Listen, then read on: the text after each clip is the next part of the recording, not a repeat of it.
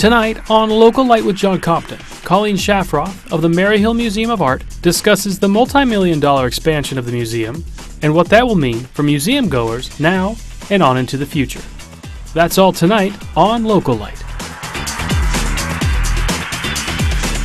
So Colleen Schafroth, it's been a year since I talked to you the last time. I can't believe that much time's already gone by. It's amazing, isn't it? It is amazing, yes. And last time you were here, we weren't talking really much about what's happening right now at the museum, which is huge. You guys have somehow managed to get this huge project off the ground, utilizing a bunch of local contractors and putting local folks to work, which is amazing and great, especially in an economy like we have. But tell me what this process has been like for you, because you spent like 10 years sort of getting this thing going, right? Well, you know, in 1993, there was a dream put forth that the museum needed a little bit of extra space, and what I sometimes tell people, it was like you needed 5 more inches everywhere you looked, whether it was a children's program, a school program, or a workshop we wanted to have, or just to store the collections. So we began looking at that, and one of our donors, Mary Hoyt Stevenson, who was from White Salmon, gave us the initial money to start looking at that project and to start designing it and dreaming it.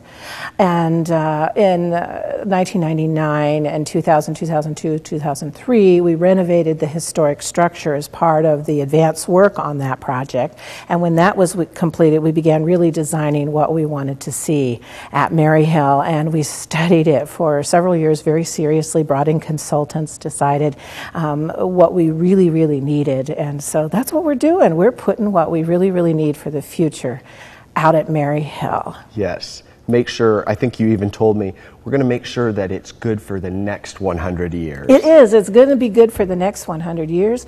It's a 25,000 square foot wing, the Mary and Bruce Stevenson wing.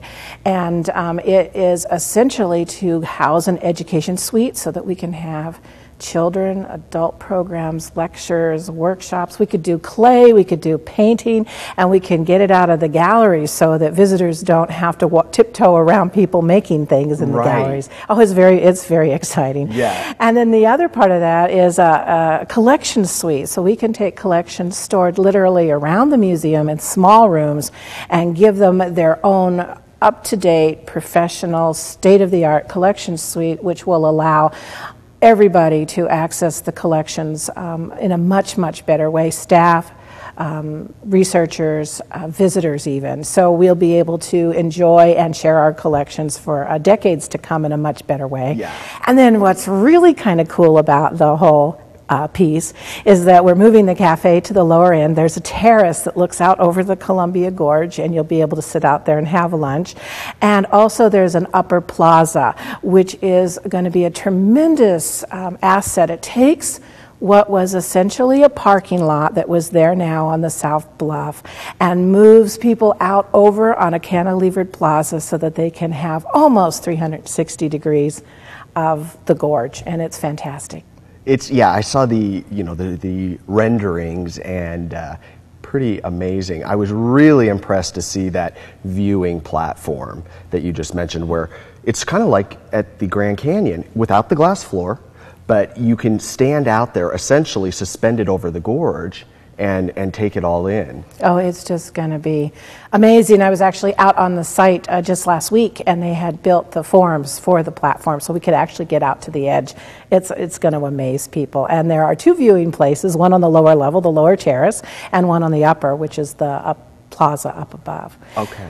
The whole piece was designed by Gene Callan, and he's from GBD Architects, and Gene grew up in Goldendale. Actually, he's a local boy, and he was married at Maryhill, so he has this. Really? Oh, yes, I didn't know that. Oh, yes. So he has this real affinity for the place and the landscape and the building, and has a passion, and it's just a beautifully, beautifully designed building. Oh, wow. So this has really kind of been a privilege for him to probably work on this project. I hope he feels that way. I think he feels that way. Yeah. But yes, I would think so, because he has such connections to the area. Yeah. I have to throw something in here, because I've been asked several times from people who had seen the episode that you were on before that said, man, is she really as excited about, was she kind of stepping it up a little bit for TV, or is she really that excited? Because she's been there for so long. And I said, you know, I think she actually kind of toned it down for TV. I said, we were supposed to do one episode, and we ended up doing two because there was so much to talk about, and you're so passionate about it. What about your staff and the volunteers? How did they feel about this whole expansion? We have the best staff in the world. We have some of the most exciting people right now. There's Steve Graff, who's our new curator of art and who has an expertise in Native American art and in particular plateau art. We have Missy Stabile, who's our collections manager and has come with a varied background in collections and is just a joy to work with as we move forward through expansion. Of course, Carrie Clark's been there a while and she's our educator. We have Andy Anderson, who does the beautiful grounds, so you can thank him when you see him, and then of course Sandy and Leslie and Becky, and I could keep going, but all of these people really do love Maryhill and bring a lot to their jobs to make it what it is. And then the volunteers. We have volunteers in the Dalles, we have them in Hood River, Stevenson, all over the Columbia Gorge, into Portland and out toward Tri-Cities, and they're just a passionate group of people who help us do all of these wonderful things.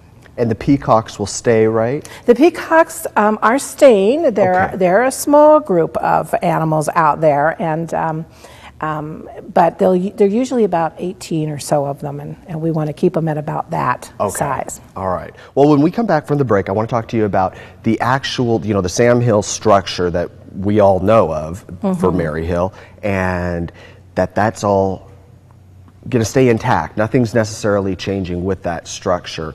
So I want to just ask you a little more about that and all the other things. So all right. We'll keep talking about it when we come back. Stick with us. After the break. As I said before, one of the major donors was Mary Hoyt Stevenson, who gave really $2.6 million to this entire project, and she was a Gorge resident.